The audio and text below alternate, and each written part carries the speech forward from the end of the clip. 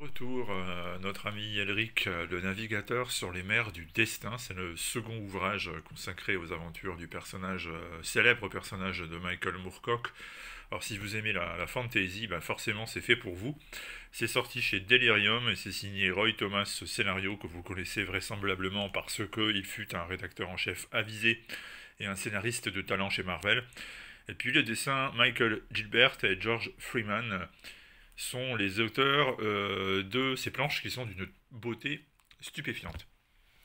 D'autant plus que édition Delirium, ça signifie édition de qualité, et ça ne se dément pas une fois encore, un grand format avec un grammage très apprécié, avec une partie rédactionnelle qui apporte un plus évident.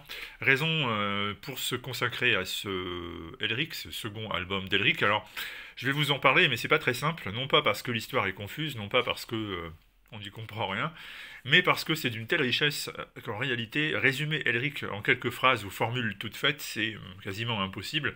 Et là, pour le coup, ça demande une véritable lecture attentive. Si vous avez Elric dans un coin de vos toilettes et vous comptez le lire à chaque passage, eh bien, c'est pas la peine, hein. Pensez à autre chose. Là, on a affaire à une bande dessinée exigeante. Alors, exigeante ne veut pas dire ennuyeuse, très loin de là. Nous avons une aventure palpitante, nous avons une aventure vibrante, inspiré, mais qui nécessite de la part du lecteur un minimum d'engagement. Elric, au départ, on le découvre en fâcheuse posture. C'est un personnage qui est plutôt malingre d'aspect.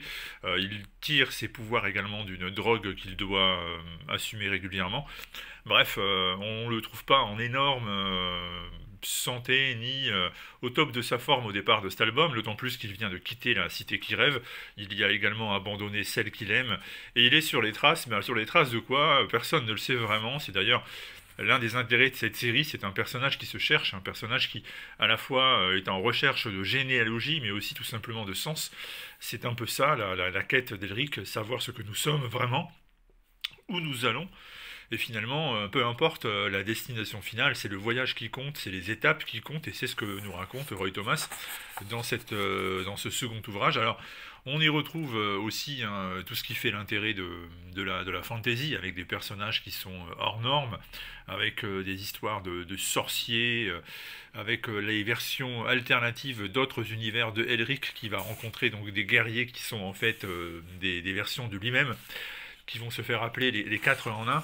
Alors, vous avez aimé le multivers chez Marvel par exemple, eh bien le multivers est déjà présent dans les récits antiques, dans les légendes et dans la fantasy, et c'est ce que développe Roy Thomas ici, avec plusieurs possibles qui se répondent, des choses qui ont déjà eu lieu ou qui vont avoir lieu, qui sont destinées à être ou ne pas être.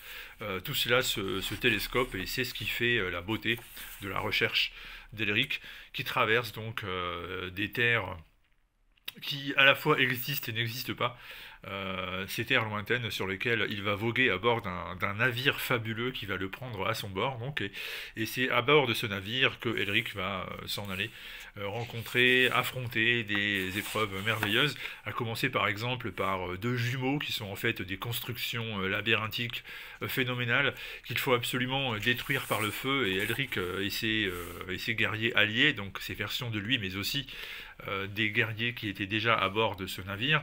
Là, je vous présente les 4 en un, donc les 4 versions de Elric. Eh bien, à travers ces aventures, à travers ces batailles que vont livrer nos héros, le lecteur va se poser véritablement la question de savoir ce qu'est la réalité, ce qu'est un individu, ce qu'est Elric, ce qu'est l'amour, ce qu'est la grandeur, quelle est la part que nous avons en nous d'inné qui fait que nous nous comportons d'une certaine manière, et où est la part de libre arbitre qui fait que nous pouvons devenir quelqu'un d'autre, une version meilleure de nous-mêmes, celle que nous souhaiterions être, quitte à affronter des épreuves vraisemblablement terribles, ou en tous les cas bien ardues, avant de devenir celui que nous souhaiterions devenir.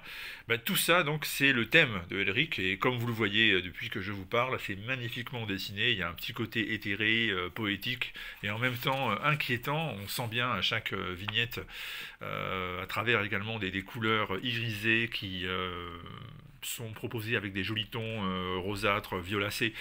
On a une espèce de dimension étrangère, de dimension inquiétante à chaque page, et ça rend cette bande dessinée vraiment particulière, belle, enivrante, envoûtante. Alors je sais, ce sont des adjectifs qu'on galvaude, qu'on présente de manière un peu galvaudée assez souvent, mais là ça l'est pas.